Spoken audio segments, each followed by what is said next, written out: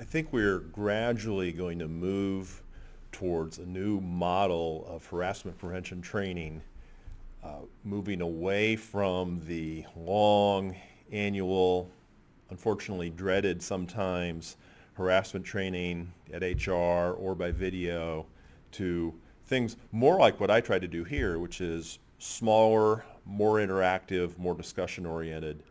And I like employers, no matter where they do business, to be aware of what's going on in other states, because there are a handful of states where things tend to come first on the employee side, and pieces of that, maybe not all of it, will get to other states oftentimes. Those states tend to be Illinois, New Jersey, California, New York, probably first on the list. In this case, Illinois, I've probably mentioned before, passed a new law, took effect in January of 2020, with a number of things, some of them common, including requiring training.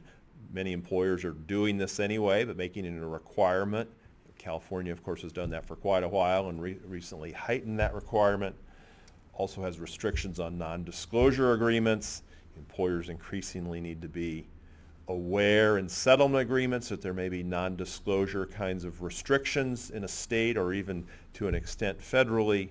The one I was just going to call out here, though, I noticed that the Illinois Department of Human Rights is going to release online videos scheduled to be later in 2020 for assault prevention courses.